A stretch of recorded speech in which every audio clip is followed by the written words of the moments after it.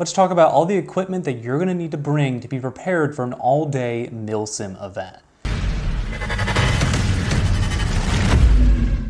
Today's video will be helpful if you plan on going to an 8 to 12 hour event that requires you to bring everything with you at the start of the game. That means that you're bringing all your BBs for the day, all the water, all the food, and everything else that you're going to need to be self-sustaining on the field. Now, I've already done a video talking about what I bring to 12-hour games where some of those things are provided. You know, a game where there is issued out ammo and there is reliable places to refill your water. However, at a lot of major event promoters like American Milsim, for instance, you have to bring your own ammo, and a reliable water source at your spawn is not always guaranteed. So the main differences that you're going to see between that video and what we're going to talk about today, the chest rig setup remains pretty much the same. If you want to see what I carry on my actual chest rig and everything I have for the actual fighting and combat load, you can check out that video. There's a card in the upper right hand corner, or there's a link in the video description. The main difference is going to be, instead of having all of my stuff in this tiny little bag that clips into that chest rig, today we're going to be talking about FOB bags. Now, your FOB, or forward operating base, for Airsoft is primarily just your primary respawn. At some games they move, some games they don't, but this is where you're going to be able to drop your bag for the day. And a lot of players have adopted the practice of bringing what's known as a FOB bag. So this is mine here, and we'll go over everything that I keep in it to be prepared for the entire day of Airsoft. So for starters, this is an LBX Light Strike Assault Pack. I don't even know if they make these anymore, but it's a perfect size. You don't need to go out and buy like a rucksack or a 3-day assault pack, but you want something bigger than that little backpack that I showed moments ago. The reason why I like this is it reliably carries everything that I need for an entire day of Airsoft, and it's also comfortable to wear because it has some great padding on the shoulders. Now, the nice thing about FOB bags, if you've never been to a large-scale Milsim event, is you don't have to carry them for the entire day. You just have to be able to bring them out to your respawn point at the FOB. If you're at an event where the FOB moves, you know, you're going to have to move it as the FOB moves, but at a lot of games like American Milsim, that is a fixed location. So all you need to do is get out there with this once for the day and you're good.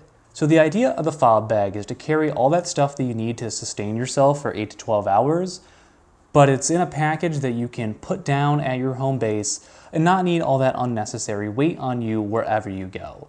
You're not going to last very long if you bring this with you absolutely everywhere, especially on a hot day, because as we look inside of here, what you're going to notice is there's a lot of water and a lot of BBs, because those are really the two main things that you need to survive a full-scale, like 12-hour Airsoft game. You need enough water to keep you going, and you need enough BBs to keep feeding your replicas so they can actually be effective out there. So let's open up and see what I have in here, and we'll kind of talk about it in order of importance. And I also really like this bag because it opens up super wide, which will make it easy for this video. So the first thing in here that I want to talk about is water, because it's really your primary thing. That's what separates these games from other ones. So you just need to sustain yourself and make sure that you're not going to become a heat casualty and become a problem.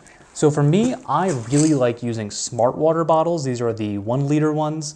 And what I really like about them, partially they're super lightweight for being a plastic bottle. It's a little bit less weight than bringing out like a Nalgene or a Stanley Cup, anything like that. Because smart water bottles are tall and thin, they're easier to pack in here, and it's a little bit more efficient than something that may be kind of squatty or just take up a lot of space and not be very comfortable in here.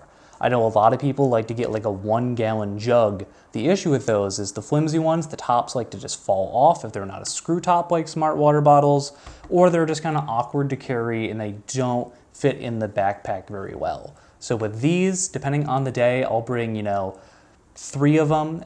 I also have water in the chest rig as well, and I'll line those along the back of the backpack to make sure that I'm distributing that weight properly for when I do need to move this bag. Now this bag can also fit a hydration bladder in it. That pocket is separate from the main pocket, which I really like. I don't always bring it. If it's a really hot day, I will, but I tend to prefer in my FOB bag to have water containers that can be transferred to the ones that I always carry with me on my chest rig. So I have a little adapter so that I can refill my hydration bladder that's on my chest rig with water bottles. It just kind of hooks up to it, goes all in there. So that's why I prefer these. But in this backpack, like I said, I'll bring, probably 3 of them, 2 if it's not a super hot day. But, listen to your body. You know your body better than anybody else. If you need more water than that, absolutely bring it. It's going to be worth its weight. The next thing that I keep in here are BBs, obviously, because you need those to play airsoft. I use Elite Force 3.2s, which unfortunately only come in small bottles. I wish they came in the 5,000 bottles as well. What I'll typically do is I will bring 2 of these 3,200 bottles with me. I will fill up all of my mags at the car. I'll make sure my Odin Innovation Speed Loader is completely topped off, which also lives in here. Because at most games you can't reload your mags in the field anyways, you have to go back to respawn. And between that gives me, 2,700 per bottle, 1,000 on my chest, 1,600 in the Odin. I've got enough BBs for the day. If I'm bringing a machine gun, then I'll bring more ammo, but I know what I use as a rifleman. Now, the next thing that I have in here is food that I'm going to need for the day. And I feel like this is an area where a lot of players overpack. You don't need to bring anything that has to be cooked to one of these games, especially if that means that you have to pack in a stove.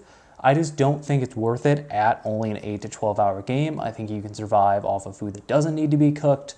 But I also plan on doing a full video in the future going over all of those and going over actual cooking systems when you're at longer games. And really for me, you want things that are easy to eat, don't produce a lot of trash, and are high in protein. So for me, I like to do a lot of variety. I think that if I'm not gonna have anything hot, well, I at least don't wanna be eating Cliff Bars for the entire 12 hours. So I really like Lenny and Larry Complete Cookies. I bring a Cliff Bar or 2. I find they're a little too sweet for me personally. Quest bars as well are really good. And then you gotta have beef jerky. I just like to have a little bit of variety in there. And then the other thing I bring, which I think is super important, I bring banana chips. I really like these because they're sweet like candy, but they're good for you. They give you nutrients that you're not gonna get from anything else that I laid out on this table. And they're shareable as well, which is nice. And then the only other thing that I really bring for food consistently, and I don't even know if you can call this food, is I like to bring drink mixes. I'll either use like liquid IV, or I've been trying out these Propel ones because they're considerably cheaper. They get you some electrolytes throughout the day. And again, because these are these plastic bottles here, I can fill these rather than trying to put one of these flavorings into my Camelback or into my canteens, where that flavor is going to stay there forever. When I'm done with this, like the Smart Waters can be refilled. They're pretty sturdy for being plastic, but at the end of the day, they end up getting recycled and it's not permanent. Those are the main 3 things that you're going to have in your FOB bag. Those are the things that I think are just necessary to keep you alive. Now, beyond that, the FOB bag can also be helpful for other useful tools. So in the lower pouch here, this is where I keep this kind of my helpful fixing stuff or my doubles. So first and foremost, just taking a look in here, I have an extra dead rag. I have a extra Milsim West tourniquet. I always like to bring an extra of whatever the medic system calls for at a game. I think these are just the best medic system in Airsoft, but ace bandages, whatever it may be, they get lost. Somebody doesn't tie it right when they medic you, and then it just flows off in the wind. I've lost these when they're on my arm. It just happens. Bring an extra because you don't want to be, if you can get respawned in twice and then all of a sudden you only have 1 bandage, then you're at a disadvantage compared to everybody else. So I just like to keep an extra on me for those moments. Other than that, I also keep my tools in here to repair most minor airsoft issues if I have to fix a jam, anything like that. So I have a long screwdriver that I can use to get all the way down to a buffer tube of an M4. I have a set of Allen keys in here, and between a multi-tool, a couple of screwdrivers, and Allen keys, you can fix most airsoft issues that you're going to encounter on the field that don't require you to take apart your gearbox. And if you're at that point, go back to the car and grab a different airsoft replica. But overall, the idea of this FOB bag and what I put in here is to make sure that I don't have to go back to the car unless there is a catastrophic failure with my replica. The other things that I will keep in here as well are extra batteries. I keep a couple in my chest rig as well, but if I had to swap them out, I'll keep adapters, so like Tamiya to Dean's connectors in there, just because I feel like that's an issue when I go to every single game where somebody doesn't have the right battery connector when they're offered a battery. And if I'm bringing a gas replica, I will also keep my spare parts in here. You know, typically the things that are gonna break are gonna be your nozzle, hop-up parts on gas guns, you know, maybe a seal, something like that. So that's what I keep in this bottom pouch. And a couple of other things I wanna mention about the bag specifically is I try to put something on there that makes it easy for me to identify. I like this bag because, like I said at the beginning of the video, I don't think they make them anymore, so nobody has bags that look like mine. But on here I have a BB Warrior patch, which are available if you want one. There is information down in the video description to help me make more videos. And then there's also a little Velcro field underneath the handle that I have this reflective panel on. And this may seem like a weird decision, but there's actually a good thought behind it. And the idea is, if somebody's reaching for their bag at the FOB, you know, maybe nighttime, they're going to reach down to the handle and see this reflective thing and be like, huh, that's weird, why is that there? And hopefully they realize that they're grabbing the wrong bag. So it's just a little indicator that helps me find it at night, but also if somebody mistakes my bag for theirs, it's just one little indicator that would make them maybe think twice and realize that they're grabbing the wrong bag. Now I think it's also important to talk about what I do not have in here and what I like to keep on my person. Depending on the game, my rain gear will live in here. It's the one thing I didn't pack in for today's video, but my Gore-Tex jacket will live in here if there's going to be some rain, but it might not be for a couple hours in. If it's already raining, then I have the jacket on, obviously, or if it's gonna rain soon, I will try to carry the jacket on me, but that's something that lives in here. But the things that I never keep in here are night vision. If you're bringing night vision to a game and, you know, either you own a pair or you're renting them and you're responsible for them for the entire day of play, keep them on your person. It's just worth, you spent all that money on night vision, again, whether you bought it or you rented it, you spent a lot of money, have the peace of mind knowing that you know where the night vision device is. Get a pouch that has some padding so that it won't break and keep it on your person. There's been a couple of times over the years that I've heard of people getting their night vision swiped at games.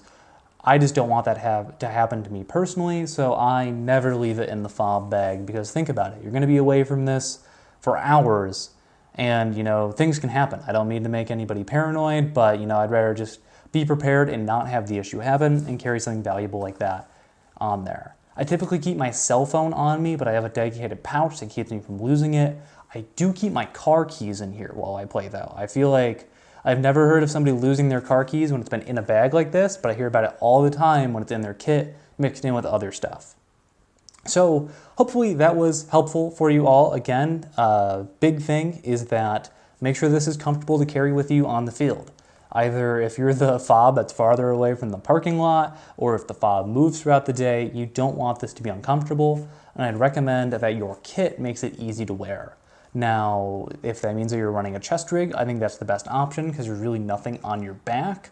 But if you're running a plate carrier, you know, just test a little bit, make sure that you can get this on and get it off comfortably because just carrying it in your arms, again, if you're at the far respawn, that can be pretty uncomfortable sometimes, especially if you've got this thing loaded up with water. But that is the basics of what to pack in a FOB bag. You know, if you need to carry more stuff, the thing I like about this is it's covered in MOLLE, so I could put more pouches on there. I could put more water bottle pouches on there. But I think that a lot of players end up bringing too much stuff that they just ultimately don't use at a game, and that ends up hurting them and making them just carry useless stuff that's heavy and it makes things harder.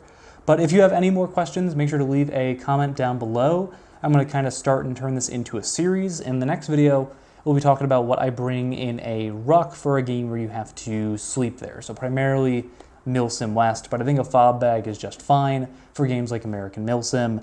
And if the game gives you your own ammo, gives you, water refills, I think you can carry even less than this, which I've already covered in a video that is in the description of this one. But anyways, thank you all so much for joining us today for this video. Excuse me, my name is Lane, and I will see you all next time.